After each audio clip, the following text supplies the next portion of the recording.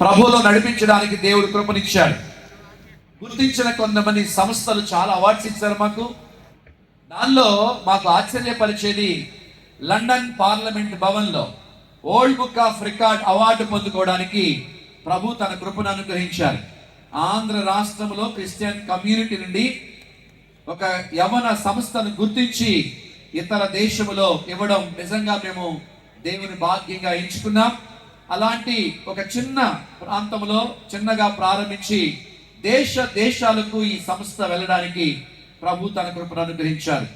వనరులు ఉన్నా లేకపోయినా దేవుని కొరకు నిలబడాలన్న ఉద్దేశంతో చాలా మంది తెలుగు వారే మాకు స్పాన్సర్గా, అనేక మంది మా కార్యక్రమాలు చూసి రెస్పాండ్ అయ్యి వారి స్పాన్సర్షిప్ మాకు ఇస్తూ ప్రోత్సహిస్తున్న ఎంతో మంది నేను మీకు పరిచయం చేయగలను. ఆ విధంగా దేవుడు ఆశీర్వదించాడు, దీవించాడు. ఈరోజు ప్రతి సంవత్సరం మేము యువజన మహోత్సవాలు ఏర్పాటు చేస్తాం.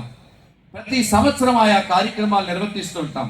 చారిటీ చేస్తాం, యవనస్తులకి కౌన్సిలింగ్స్ ఇస్తాం.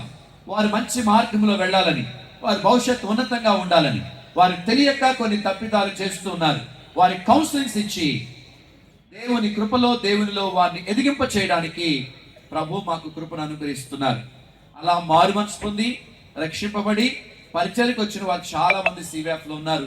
వారిని ఈరోజు మేము మండల ప్రెసిడెంట్స్గా ఆయా ప్రాంతాల్లో నాయకులుగా పెట్టడానికి దేవుడు తన కృపను అనుగ్రహించారు.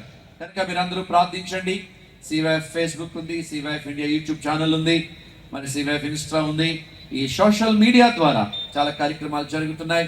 ప్రోత్సహించండి, ప్రార్థించండి. యవనస్తుల రక్షణ కొరకు మాతో పాటు చేయగలపండి.